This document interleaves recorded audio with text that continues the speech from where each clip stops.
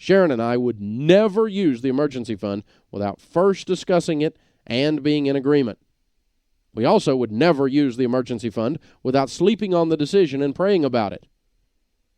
Our agreement, our prayer, and our cooling off period will help us determine if this decision is a rationalization, a reaction, or a real emergency. Keep your emergency fund in something that is liquid. Liquid is a money term that means easy to get to with no penalties.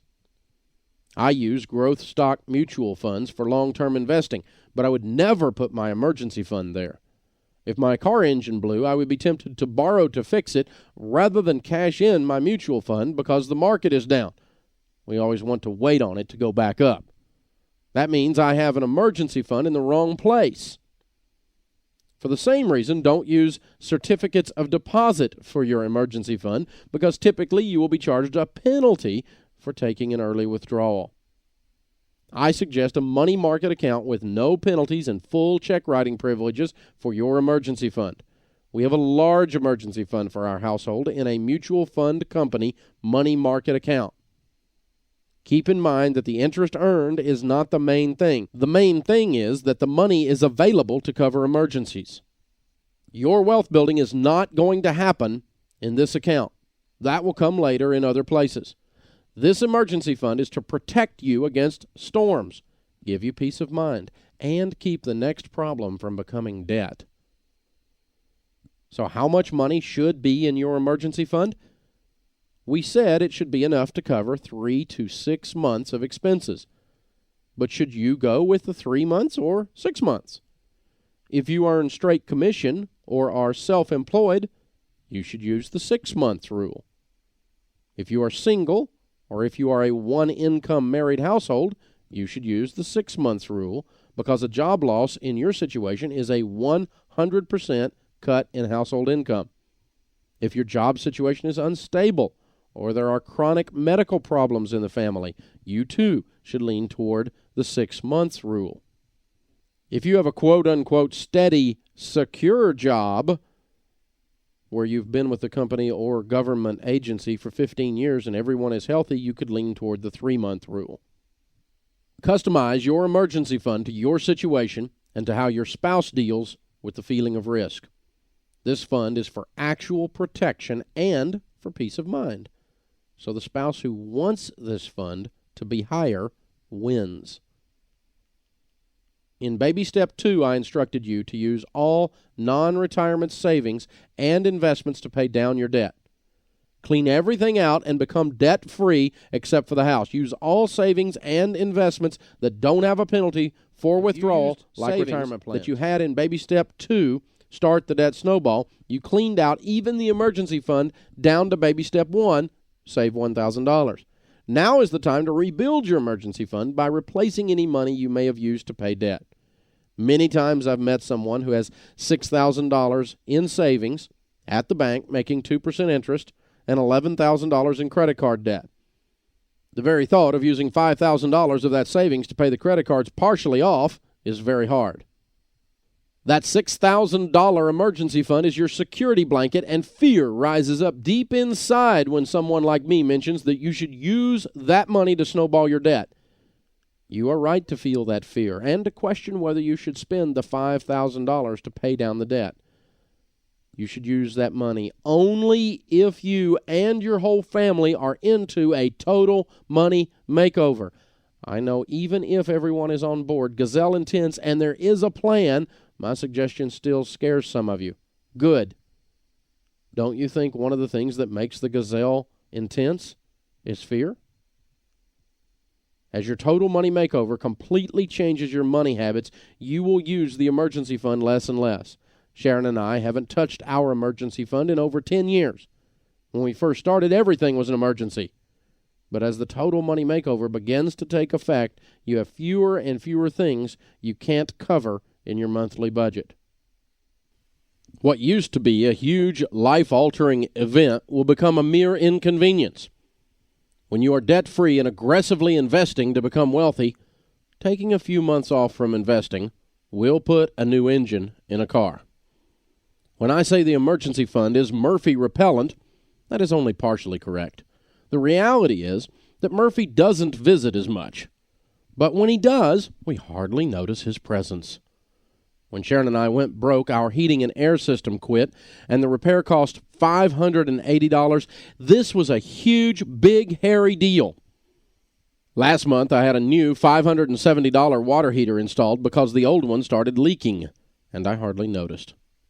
I wonder if the stress relief that your Total Money Makeover provides will allow you to live longer. I keep saying that you are debt-free except for the house at this point and saving to finish the emergency fund. What if you don't have a home yet? I love real estate, but do not buy a home until you finish this step. A home is a blessing, but if you move into home ownership with debt and no emergency fund, Murphy will set up residence in the spare bedroom. Saving for a down payment or a cash purchase of a home should occur after becoming debt-free in step 2 and after finishing the emergency fund for a down payment, baby step 3B. You should save for the home if you have the itch before moving on to the next step. There are all sorts of folks who are eager to work with you so you can make it happen sooner, but the definition of creative financing is too broke to buy a house. Next stop, serious wealth building. Well, you have made it. 2 or 2.5 years from the time you start your Total Money Makeover, you can sit at the kitchen table with no payments other than for your house and 3 to 6 months worth of expenses in savings, which is thousands of dollars in a money market account. Close your eyes and let your emotions and your spirit visit that place. Wow. I know I see you smiling now. Once we've covered these basic steps and laid a foundation, the time has come to build some wealth. Remember, that is why we started a Total Money Makeover. We wanted not just to be out of debt, but to become wealthy enough to give, retire with dignity, leave an inheritance, and have some expensive fun. Stay tuned for some big fun. Chapter 9, Maximizing Retirement Investing. Be financially healthy for life. I have a friend in his 40s who has a bodybuilder physique, but he is not some wild health nut. He watches what he eats, and he works out a couple of times a week. I have another friend in his 30s who diets fanatically, runs every day, lifts weights 3 times a week, but is still 40 pounds overweight. The second guy started his health journey a couple of years ago and is losing weight and getting into shape. The first muscle man maintains what he worked hard years ago to get. But he isn't working nearly as hard today. The Total Money Makeover is the same way. Gazelle intensity is required to get to the wealth steps, but simple maintenance will keep your money muscles maintained. Keep in mind that my muscle man friend never eats 3 plates of food at a sitting. He is still aware he can lose his fitness, but he can look good and feel good with a lot less effort, assuming he remembers the principles that got him his great body in the first place. Gazelle intensity has allowed you to lose 100 pounds of debt and get your cardio emergency fund ready. That foundation will allow you to become financially fit by toning your muscles. You have attacked your debt. It is gone. With the extra money after eliminating your debt, you attacked your emergency fund. It is funded. You are now at a crucial time. What do you do with the extra money that you poured into the emergency fund and debt to give yourself a raise? It is time to invest. Investing for retirement in the context of a Total Money Makeover doesn't necessarily mean investing to quit your job. If you hate your career path, change it. You should do something with your life that lights your fire and lets you use your gifts. Retirement in America has come to mean save enough money so I can quit the job I hate. That is a bad life plan. Harold Fisher is 100 years old. He works 5 days a week at the architectural firm he founded. Mr. Fisher doesn't work because he needs money. He works because he finds joy in what he does. He is a designer of churches. His favorite saying is, people who retire early die early. Harold Fisher is financially secure and able to do what he wants, and that defines retirement the Total Money Makeover way. When I speak of retirement, I think of security. Security means choices. That's why I think retirement means work is an option. You can choose to write a book, to design churches, or to spend time with your grandkids. You need to reach the point where your money works harder than you do. A Total Money Makeover retirement plan means investing with the goal of security. You already possess the ability to quit your job, and if you don't like your work, you should consider doing that. If not today, develop a 5-year game plan for transitioning into what God designed you to do. However, don't wait until you're 65 to do what you love. That said, the money part does matter. You want to reach your golden years with financial dignity, and that will happen only with a plan. USA Today reported recently that 56% of Americans do not systematically prepare for retirement age by investing. Consumer Federation of America found that of people making less than $35,000 per year, 40% said the best way for them to have $500,000 at retirement age is to win the lotto. Wealth Builder magazine's poll found 80% of Americans believe their standard of living will go up at retirement. Talk about living in a fantasy. The reality is much colder. USA Today reports that out of 100 people age 65, 97 of them can't write a check for $600. 54 are still working and 3 are financially secure. Bankruptcies among those 65 and older have gone up 164% in the last 8 years. Getting older is going to happen. You must invest now if you want to spend your golden years in dignity. Investing with the long-term goal of security is not a theory to ponder. It is a necessity that you must act on now. Baby step 4, invest 15% of your income into retirement are relieved that we've finally gotten to this step. Those who have been living in denial are wondering what all the fuss is about. Baby step 4 is time to get really serious about your wealth building. Remember, when you reach this step, you don't have any payments but a house payment. With only one payment, it should be easy to invest heavily. Before this step, you have ceased or have never started investing.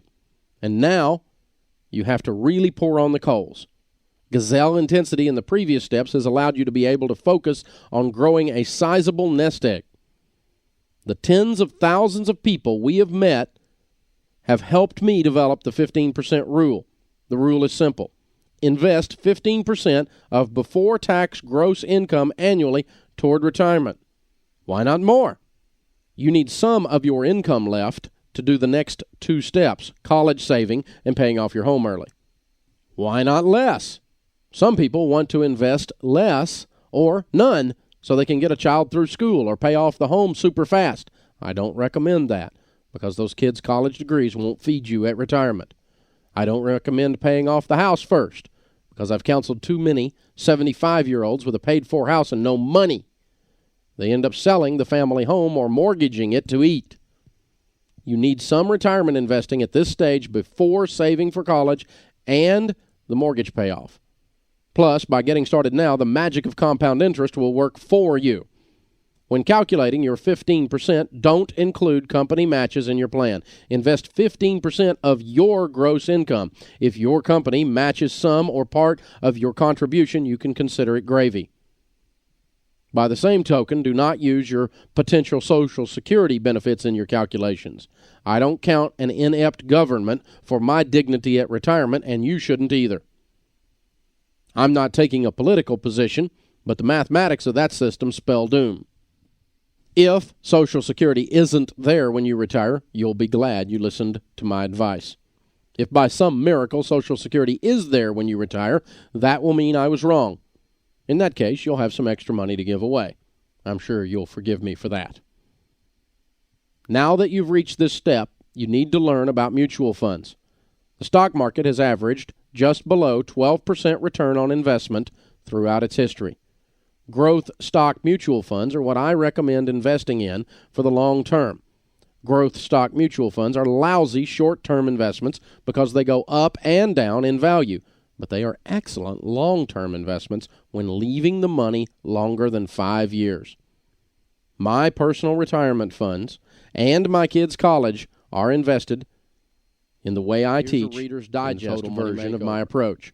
I select mutual funds that have a good track record of winning for more than 5 years, preferably more than 10 years. I don't look at their 1-year or 3-year track records because I think long-term. I spread my retirement investing evenly across 4 types of funds. Growth and income funds get 25% of my investment. They are sometimes called large cap or blue chip funds.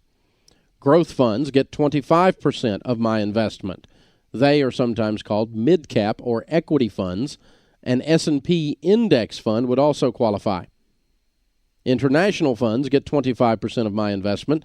They are sometimes called foreign or overseas funds. Aggressive growth funds get the last 25% of my investment. They are sometimes called small cap or emerging market funds. For a full discussion of what mutual funds are and why I use this mix, go to our website at daveramsey.com and visit my TMMO. The invested 15% of your income should take advantage of all the matching and tax advantages available to you. Always start where you have a match. When your company will give you free money, take it. If your 401k matches the first 3%, the 3% you put in will be the first 3% of your 15% invested.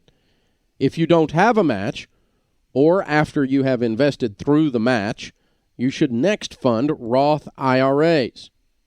There are some limitations as to income and situation, but most people can invest in a Roth IRA. The Roth grows tax-free.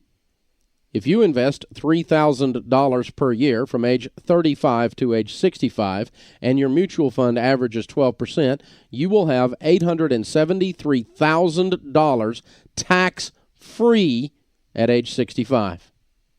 You have invested only $90,000. 30 years times $3,000. The rest is growth, and you pay no taxes. The Roth IRA is a very important tool in virtually anyone's total money makeover. How much do you need to retire with dignity and security? How long will it take you to get there? You are secure and will leave a nice inheritance when you can live off 8% of your nest egg per year. If you make 12% on your money average and inflation steals 4%, 8% is a perfect number. If you make 12% and only pull out 8%, you grow your nest egg by 4% per year. That 4% keeps your nest egg and therefore your income ahead of inflation till death do you part. If you can live with dignity on $40,000, you need a nest egg of only $500,000, the largest nest egg possible, because there are some really cool, non-greedy things to do with it later, like giving it away.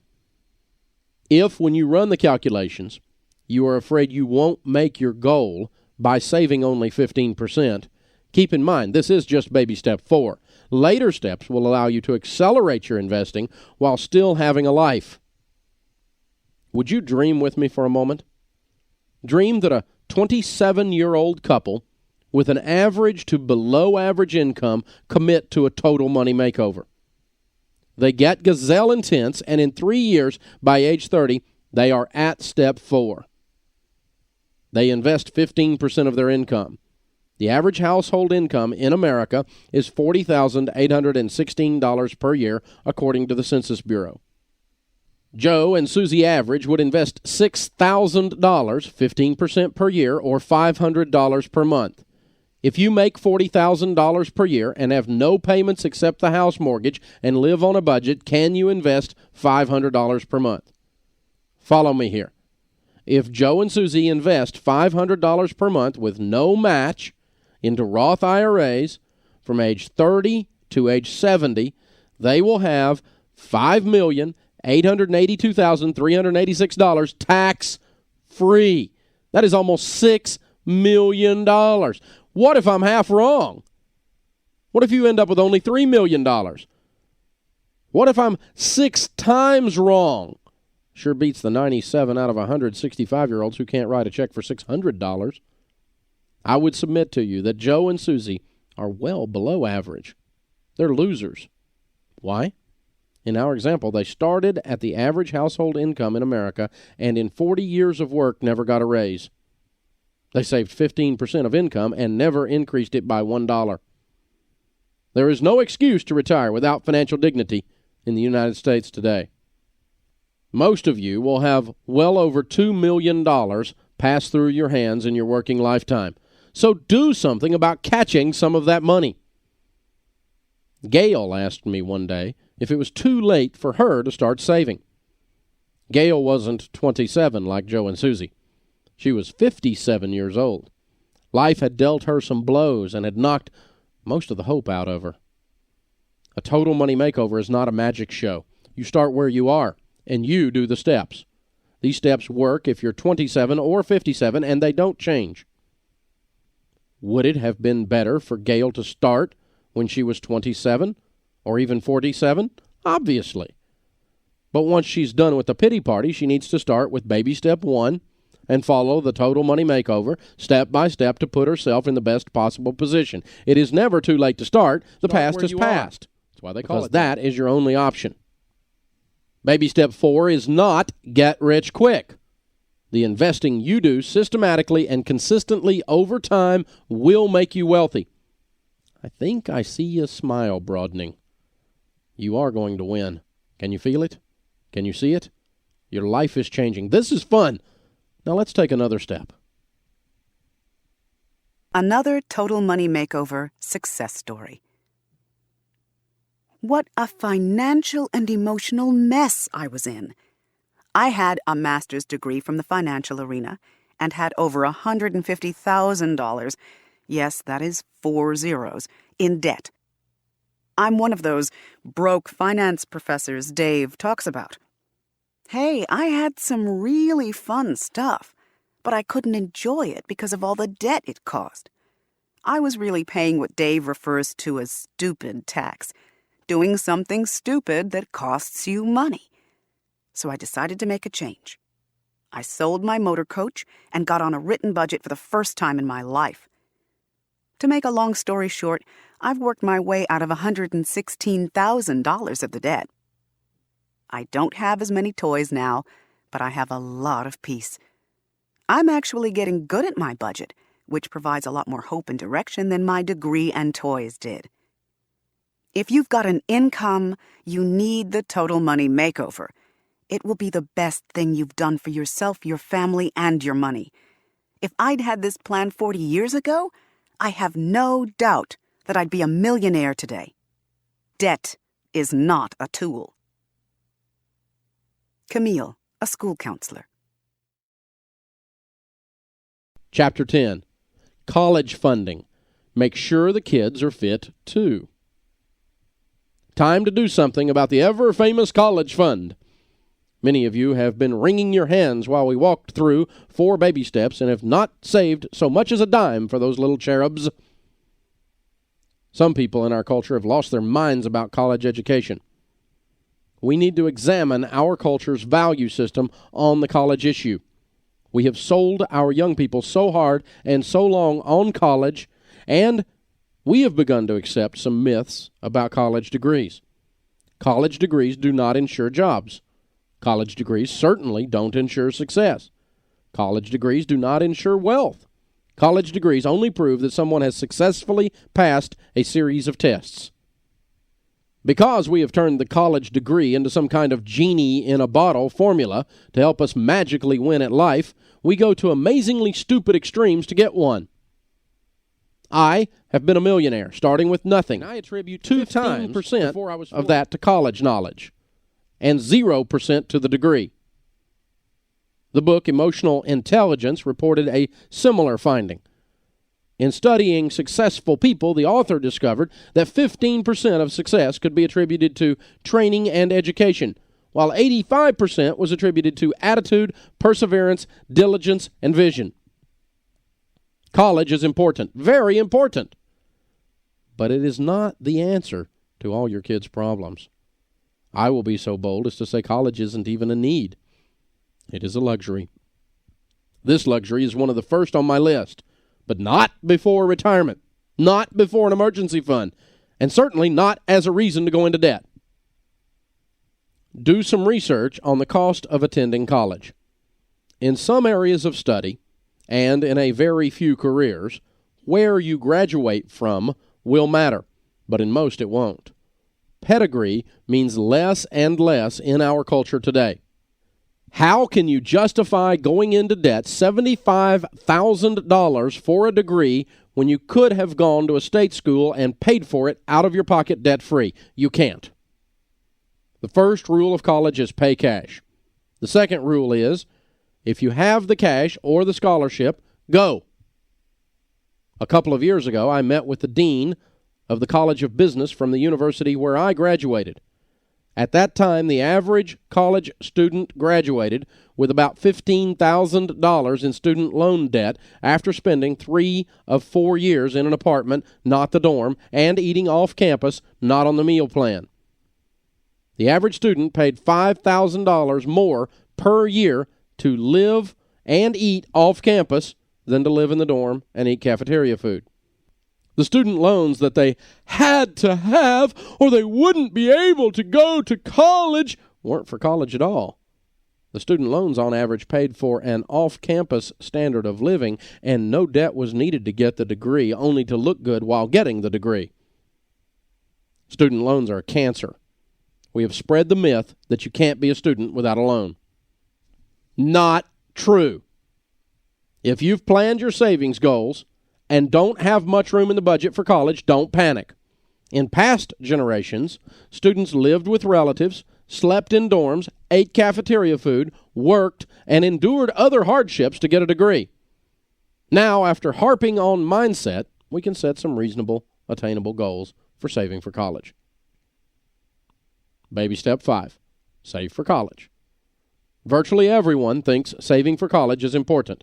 However, hardly anyone saves for their kids' college education.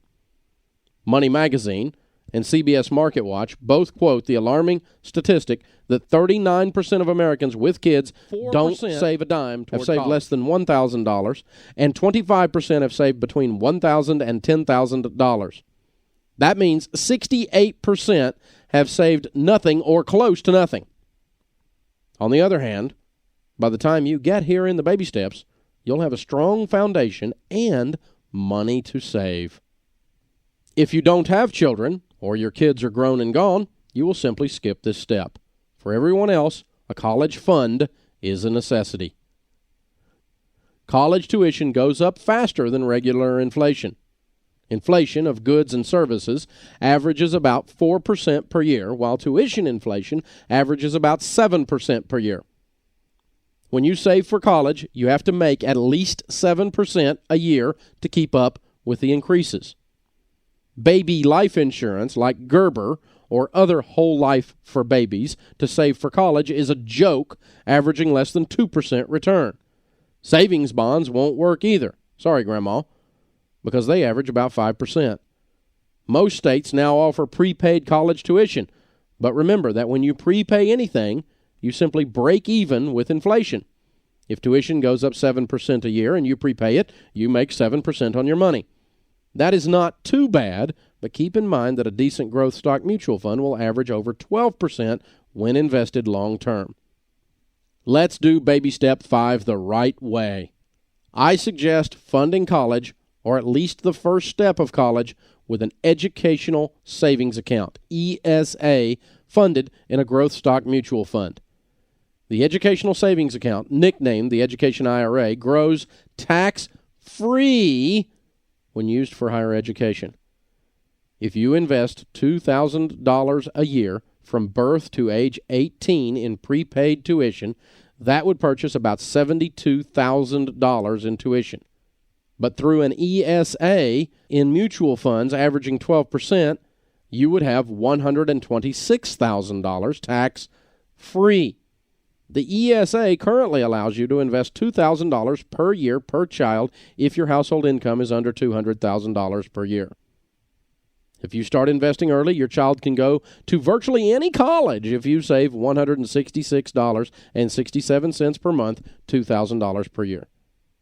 For most of you, baby step 5 is handled if you start an ESA fully funded and your child is under 8. If your children are older, or you have aspirations of expensive schools, graduate schools, or PhD programs, you will have to save more than the ESA will allow. I would still start with the ESA if the income limits don't keep you out. What if you have only a couple of years and will not be able to save much because you started your Total Money Makeover attending somewhere that is cheaper, living on campus, and eating cafeteria food? You must get creative and resourceful. Look into companies that have work-study programs. Many companies offer to pay for school and have struck tuition deals with local colleges to attract the labor force. UPS, for instance, has a program in many cities where you can work 20 hours per week sorting boxes at night, and they will pay your tuition for school during the day. The military isn't for everyone, but a young man who used to work for me got a free college education by serving 4 years in the Army. If full-time military service isn't for you, check out the National Guard. Take a high-rejection, high-paying summer sales job. There are countless stories of young people selling books or participating in similar programs to get through school. Some of these young guerrilla combat salespeople get more of an education in the summer trenches than they do in marketing class.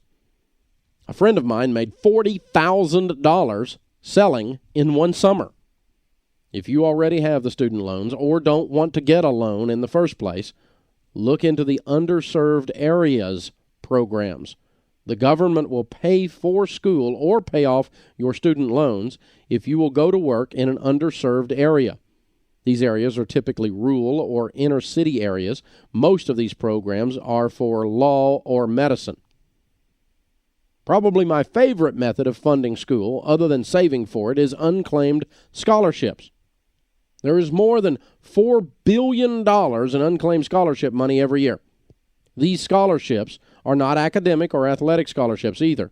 They are of small to medium-sized dollar amounts from organizations like community clubs. The Rotary Club, the Lions Club, or the JCs many times have $250 or $500 per year they award to some good young citizen.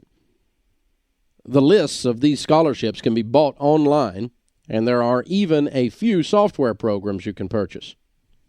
Denise, a listener to my show, took my advice, bought one of the software programs, and worked the system. She spent the whole summer filling out applications and writing essays. She literally applied for 1,000 scholarships. Denise was turned down by 970, but she got 30, and those 30 scholarships paid her $38,000. She went to school for free, while her next-door neighbor sat and whined that no money was available for school and eventually got a student loan. If you walk your way up these baby steps, you can send your kids to school without debt. Even if you start late, perseverance and resourcefulness can get them through school. Chapter 11, pay off the home mortgage. Be ultra fit. I have a good friend who runs marathons. You reach marathoner status in the wealth-building world. You have run the good race, but you aren't done. Bruce, my marathon friend, tells me that at about the 18th mile mark, runners begin to lock up. The highly trained and conditioned body starts talking to you about stopping. Big black clouds of doubt enter the mentally tough and trained competitive mind. You begin to think things like, 18 miles is pretty good. Few others could accomplish that.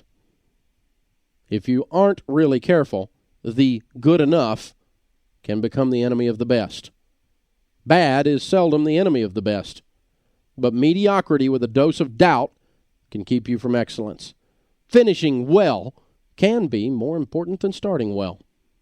At this point in your Total Money Makeover, you are debt-free except the house, and you have 3 to 6 months of expenses saved for emergencies.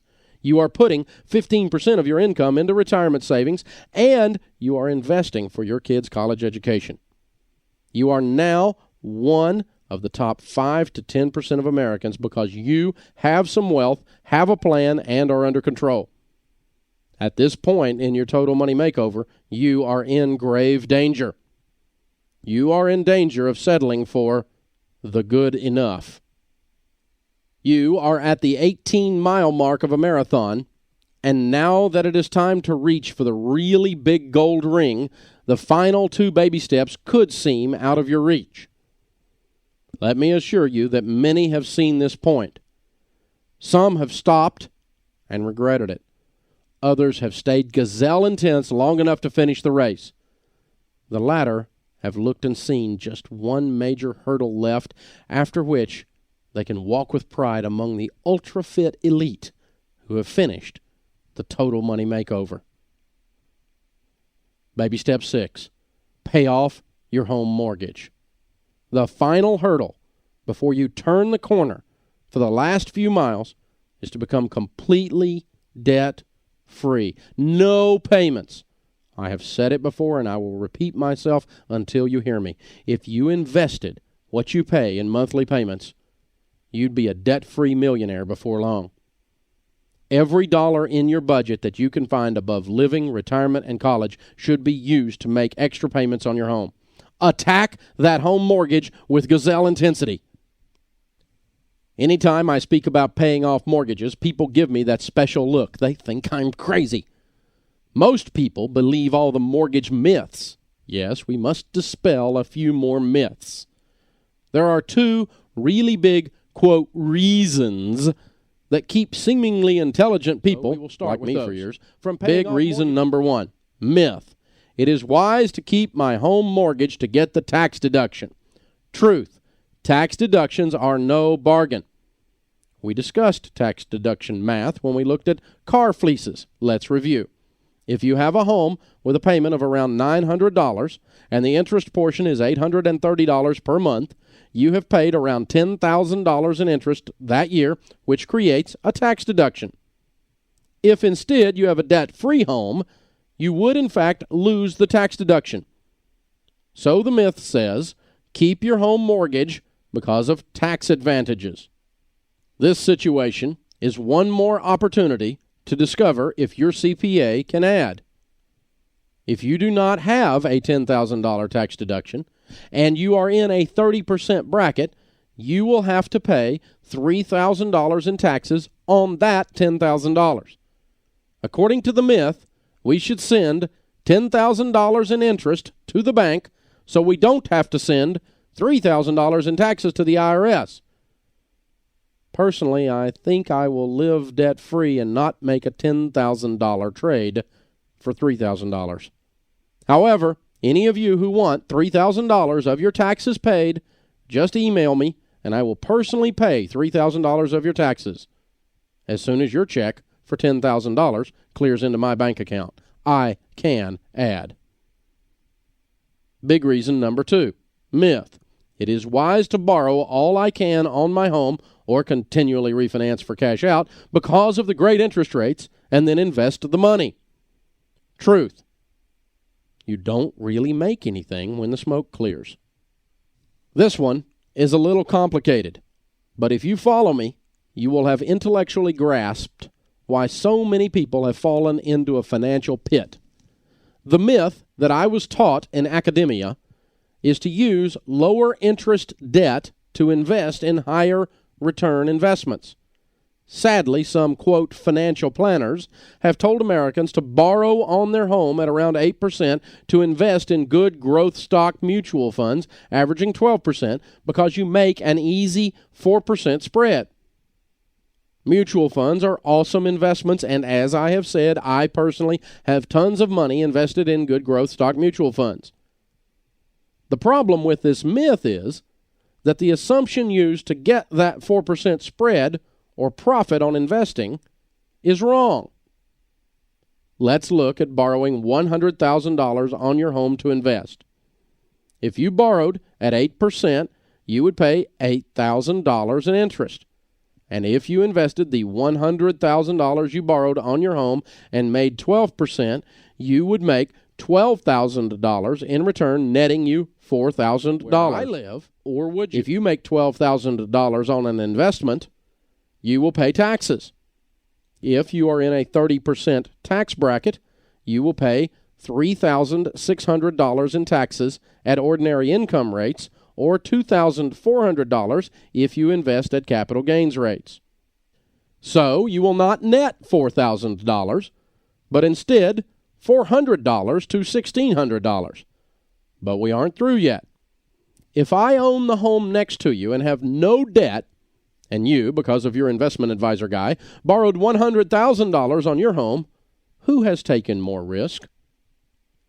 When the economy moves south, and there is war or rumors of war, when you get sick or have a car wreck or are downsized, you will run into major problems with a $100,000 mortgage that I will never have. So debt causes risk to increase. Since debt causes increased risk, we must mathematically factor in a reduction in return if we are sophisticated investors. If you can make 12% on a mutual fund, and I try to get you to invest in a bet on the roulette wheel, which will return you 500%, you would automatically say the two don't compare. Why? Risk. Common sense tells you not to compare mutual funds and roulette wheel returns without adjusting the returns for risk. Common sense tells you to discount the 500% upside of the roulette wheel because of risk. After discounting the roulette wheel for risk, you would rather have the mutual fund. Good choice. Actually, this is done in academia as well. Graduate-level financial people are taught mathematical formulas to make risky investments compare apples to apples with safer investments after adjustment for risk. We just never apply that formula to a debt-free home versus a mortgaged and invested home, which is very naive. The bottom line is that after adjusting for taxes and risk, the debt-free person will actually come out ahead. When you pay off your home and you have no payments, try something. Sit down on your paid-for back porch and take off your paid-for shoes. Now stand up and walk across your paid-for grass in the backyard. It feels different. Common sense. Myth. Take out a 30-year mortgage and promise yourself to pay it like a 15-year, so if something goes wrong, you'll have wiggle room. Truth. Something will go wrong. One thing I am sure of, in my Total Money Makeover, I had to quit telling myself that I had innate discipline and a fabulous natural self-control. That is a lie. Put systems and programs in place that make me do smart things. A big part of being strong financially is that you know where you are weak and take action to make sure you don't fall prey to the weaknesses. And we are all weak. Sick children, bad transmissions, prom dresses, high heat bills, and dog vaccinations come up, and you won't make the extra payment. Grow up. The FDIC says that 97.3% of people don't systematically prepay extra on their mortgage. If you have a $110,000 mortgage at a 7% interest rate, you will pay $732 per month for 30 years for a grand total of $263,520 over the life of the mortgage. If you pay back the same mortgage in 15 years, you will pay $988 per month, but only pay $177,840 over the life of the mortgage. You save $85,680. $256 more per month, and you will save almost $100,000 and 15 years of bondage. The really interesting thing I have observed is that 15-year mortgages always pay off in 15 years. If you must take out a mortgage, pretend only 15-year mortgages exist. Myth. It is wise to use the lower rates offered by an ARM mortgage or balloon mortgage if you know you'll be moving in a few years anyway. Truth. You will be moving when they foreclose. The adjustable rate mortgage, in which your interest rate goes up when prevailing market interest rates go up, was born to transfer the risk of higher interest rates to you, the consumer. In the last several years, home mortgage rates have been at a 30 or 40-year low. It is not wise to get something that adjusts when you're at the bottom rates. Balloon mortgages are even worse. Balloons pop. And it is always strange to me that the popping sound is so startling. Why don't we expect it? It is in the very nature of balloons to pop. When your entire mortgage is due in 36 or 60 months, you send out engraved invitations to Murphy. Myth. The home equity loan is good to have instead of an emergency fund. Truth. Again, emergencies are precisely when you don't need debt. The home equity loan is one of the most aggressively marketed loans today. The average American in debt to his eyeballs has exhausted all means of borrowing except the big second mortgage on his home. This is very sad because we now put our homes, open a business, consolidate debt, or just for an emergency fund. Families come to us in dire straits when the home equity loan is their last bad mistake and the straw that breaks the camel's back. The banking industry calls these home equity loans HELs for short, and my experience tells me they simply left off an L. These loans are very dangerous, and an unbelievable amount of them are in foreclosure. Even a conservative person who doesn't have credit card debt and pays cash for vacations can make the mistake of the HEL by setting up a loan or line of credit just for emergencies. Most HELs are renewable annually, meaning they re-qualify you for the loan once a year. Ed and Sally didn't realize this. Ed is a very sophisticated financial guy, or so he thought. So he had an HEL for emergencies. Sally had a bad car wreck, and within 3 months, Ed got downsized. They quickly went through the HEL and then got behind in their bills. The annual renewal came on the HEL, and the bank chose not to renew their loan because of their bad credit, which had been perfect for the previous 17 years of marriage. The bank called the note. Ed couldn't believe the bank would kick them out when they were down. The note being called meant they had to refinance to pay off the bank, but guess what? They couldn't because their credit was bad. The end result was very sad. They sold their home to avoid foreclosure. Ed was wrong. They should have had an emergency fund instead of a loan. Myth. You can't pay cash for a home. Truth. Bet me. I don't borrow money. Ever. Luke called me from Cleveland to tell me that some of our listeners are doing what Sharon and I have done. The 100% down plan. Pay cash. Most people don't think that can be done. Luke did it. Luke made really good money.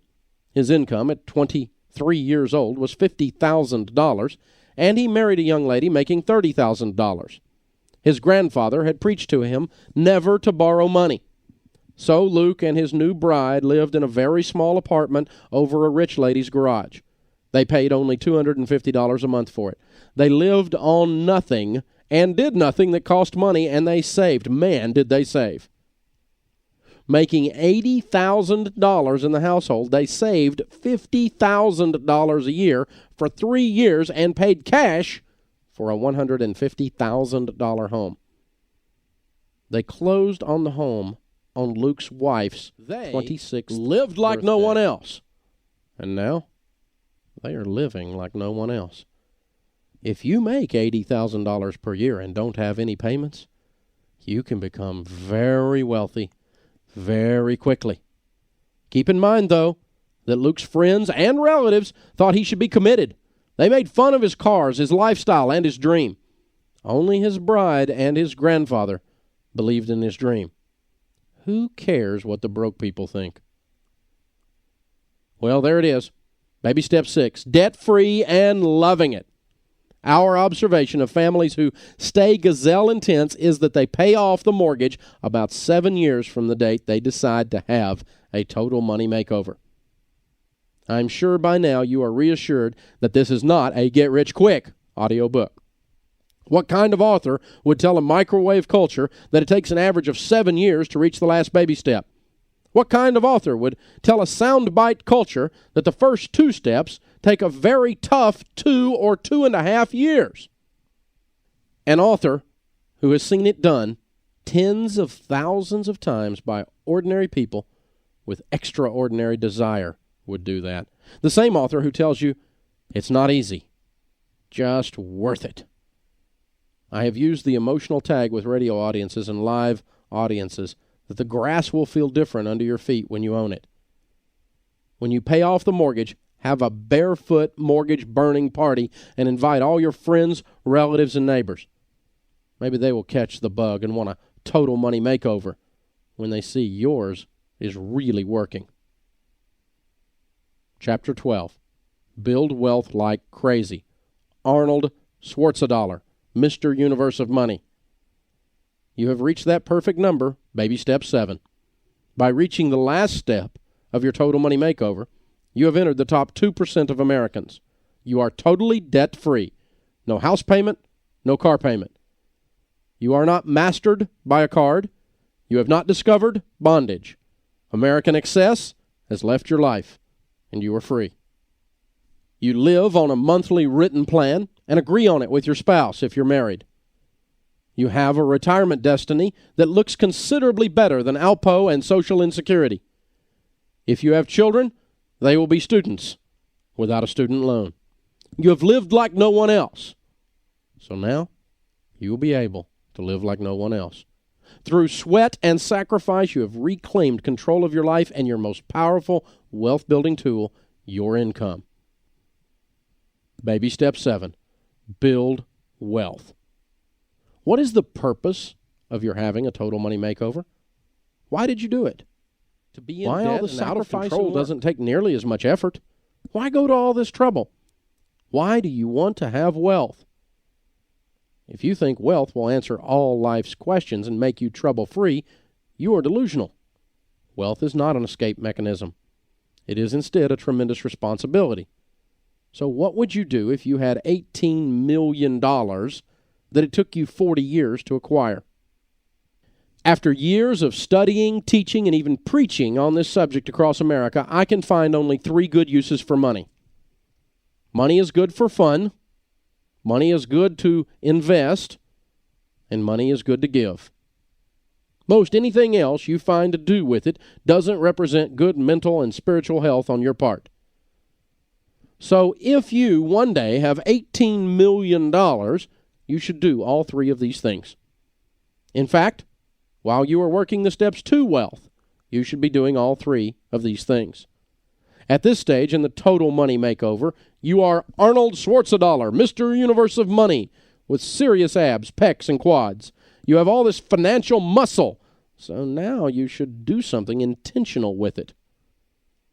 We built this financial superbody for a reason, to have fun, invest, and give. Yes, we get to have fun. The kid in us likes the fun part of this equation. And since we have made this kid behave for a long time with promises of ice cream, if he does so, he should get some ice cream.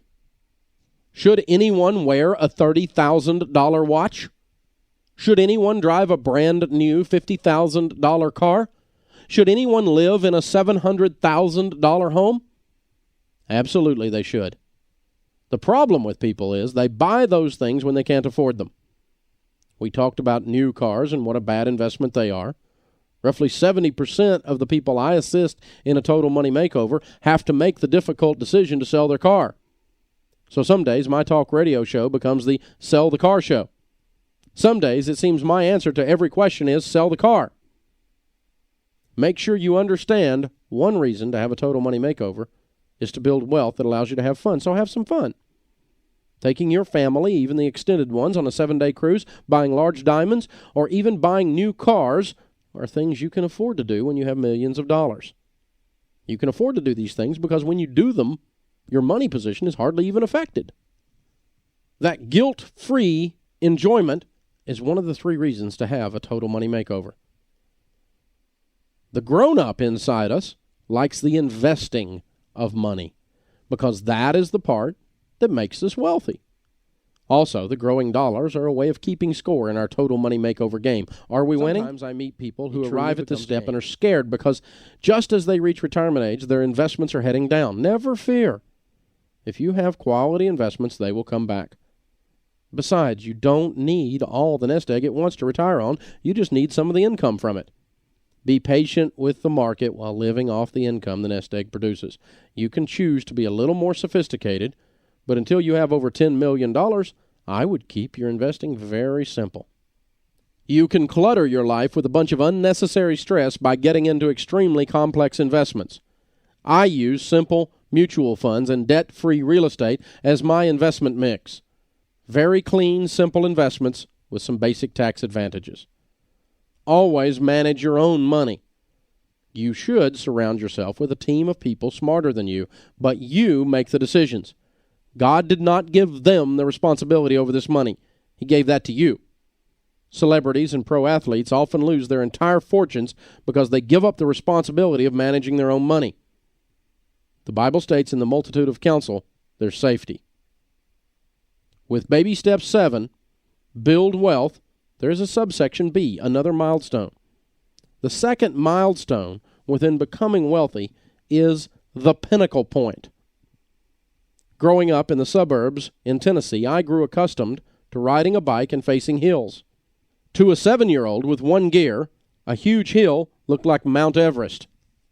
I don't know which kid in history did it first, but the technique for small guy bike hill climbing has been passed down for generations. The switchback. Instead of pedaling straight up, we would painfully go side to side, taking a small bite at a time of our Tennessee mountain. The unpopular players' baseball cards made a slow click, click, click through the spokes as we made our ascent. The heat seemed oven-like, and the beads of sweat turned into rivers. You pull on the handlebars with all the power your arm muscles will produce to push your legs down on the pedals one more time. Push, push, breathe, breathe, until you finally reach the top. What do you find at the top? Those of us that have pushed up some unbelievable hills know what I found that Tennessee summer day at the top of the hill. I found that perfect moment. The perfect moment when you push the pedal one last time before going down a huge hill on the other side. The perfect moment where you hang in the balance after all the sweat, the work, and the agony, and a smile. That moment just before we take the glorious ride down is the pinnacle point. And the ride down is glorious. The wind blows through your hair, and your feet are not on the pedals anymore, but up on the handlebars. The click, click, click of the baseball cards becomes a chattering with a sound like 1,000 crickets. You are now enjoying the ride. The coasting is the fruit of your labors. Memories of strain, sweat, and repeated near failure fade as the wind tickles your ears, whispering, "You are the king. You did it. You climbed the hill. You didn't quit. You paid the price to win." The smile in your soul says, accomplishment. This baby step takes us to the point where your money works harder than you do. The pinnacle point. It is the instant in time where focused gazelle intensity has reached critical mass, and your money takes on a life of its own. This point is not that you are going to quit life when you get there. You will still manage and direct, but the money thing will have its feet up, and you will be going downhill. Wealth will find its way to you. Mistakes on your tax return will be in your favor. The IRS will discover them and send you the money back with interest. Well, that's probably an impossible dream, but you get the idea. When your money makes more than you do, you are officially wealthy. When you can comfortably live on your investment income, you are financially secure. Money is a hard worker, harder than you. Money never gets sick, never gets pregnant, and is never disabled. Money works 24 hours a day, 7 days a week. You have reached the pinnacle point when you can live off of 8% of your nest egg. Go ahead, multiply your nest egg by 0.08, and if you can live on that number, or that number is more than you make, you are coasting downhill. Congratulations, your money makes more than you do. Enjoy the ride. The most mature part of who you are will meet the kid inside as you learn to involve yourself in the last use of money, which is to give it away. Giving is possibly the most fun you will ever have with money. Fun is good, But you will tire of golf and travel, and if you eat enough lobster, it starts tasting like soap. Investing is good, but going around and around and around that monopoly board eventually loses its appeal, especially after you reach the pinnacle point. Every mentally and spiritually healthy person I've met has been turned on by giving. I can promise you from meeting with literally thousands of millionaires that the thing the healthy ones share in common is a love of giving. Only the strong can help the weak. The Bible states that is true religion is actually helping the poor, not theorizing over why they are poor. See James 1:27. Margaret Thatcher said, "No one would have remembered the Good Samaritan if he hadn't had money." The Good Samaritan had a good heart and a heavy enough purse to pay an innkeeper to help take care of the injured man. Money was at its best that day. Money gives power to good intentions. That's why I'm unashamedly in favor of building wealth.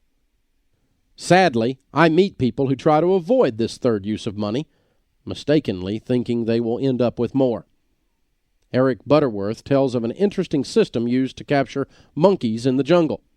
The captors use heavy glass bottles with long necks. Into each bottle they deposit some sweet-smelling nuts. The aroma of the nuts attracts the monkeys to the bottles. When the monkeys put their hand into the bottle to get the nuts, the neck of the bottle is too small for a fist to come back out. The monkey can't take his hand out of the bottle without dropping the nuts, which he is unwilling to do. The bottles are too heavy to carry away, so the monkey becomes trapped by nothing more than his greed. We may smile at these foolish monkeys, but how many times has our freedom been taken away by nothing more than our greed? When you have your total money makeover, you can do some things with scale. I have one friend who buys 75 brand new bikes for an inner city ministry every year. He gets these bikes at Christmas and gives them out one at a time to kids in a subsidized housing project. Another pastor friend of mine is involved in a project called Seeds of Kindness. An anonymous member of his congregation gave $50,000 to the congregation members to give away one $100 bill at a time. These $100 bills are given human to human across the city with fabulous results. People who had completely lost faith in God and in the human race are shaken to the core by a simple $100 gift. The givers often report having more fun than the receivers. There are only 3 uses for money: fun, investing, and giving. You cannot claim total money makeover status until you do all 3. As I said earlier, you should begin doing some of each as you go through the steps. And if you are married, let your spouse have some slack as soon as there is some. After you get past the emergency fund step, let each other function in the areas you like best. My wife Sharon is a natural saver, so she always cheats toward investing. I am a natural spender, so I make sure she has fun. Pedal one more time. Switch back if you have to. Failure is not an option. Push, I promise. And the tens of thousands who have reached their pinnacle point in their total money makeover promise. At the top of the hill is a glorious ride down. Take that ride with us. Another total money makeover success story. Before we began listening to Dave Ramsey, we were a single paycheck family. We had no kids yet, but we did have debt. 2 car notes, 7 credit cards, a line of revolving credit, and a moderate retirement. We bought a nice 4,300 square foot high maintenance home for $250,000. What a mistake! The 2 of us didn't need that much house. There was no way to justify the payment or the wasted room. We kept trading cars to try to get a BBD, bigger, better deal. But the car equity hole kept getting deeper, or at least stayed the same. I'm not saying it's not okay to own some nice things, but the things owned us. This was demonstrated in revolving debt and increasing marital discord. The discussions in our marriage were frequently over bills. We had no budget, no kids, and no plan. When our first child was born, we'd had it with increasing bills and housing costs. We had been an occasional listener for about 2 years, and I got tired of being that doctor in debt Dave talked about on his radio show. We started to work the plan. With the birth of our second child, we had a financial rebirth. We have paid off the cars. I paid cash for a nice used car for my wife and kids. I chose to drive an older car. We sold the $250,000 house for profit to an up-and-coming politician and bought a home for $133,000 and worked on it for 2 years. We have since bought our dream fix-up home and are having a great time. We have put an addition on our keeper home and will still pay off the mortgage in 10 years or less. It is now a joy to use money and not dread another money discussion. Doing the Total Money Makeover taught us more about each other than any marriage counselor could. We now communicate openly and enjoy being a doctor out of debt, except for the mortgage. John, a physician. Chapter 13. Live like no one else. You started this audiobook financially flabby, overweight with debt, out of shape in savings, and in desperate need of a personal trainer.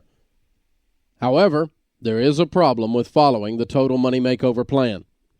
The problem is simply that it's a proven plan because it works. If you follow this system, it will work. It will work so well that you are going to become wealthy over the next 20 wealthy is that you stand a chance of becoming enamored with wealth. According to Proverbs 10:14, a rich man's wealth can become his walled city. In Bible times, the wall around the city was the city's protection from the enemy. If you get from your wealth the idea that you are some big deal because you gathered some money, you missed the essence of a total money makeover. The wealthy person who is ruled by his stuff is no more free than the debt-ridden consumer we've picked on throughout this audiobook. Anton Rivaroli said, "There are men who gain from their wealth only the fear of losing it." Since you have been learning a wealth-building system from me, you might think I believe stuff is the answer to happiness, emotional well-being, and spiritual maturity. On the contrary, I see a real spiritual danger in having great wealth. The danger is old-fashioned materialism.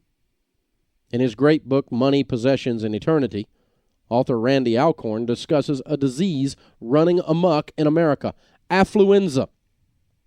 Affluenza is a malady that affects some of the affluent and their children.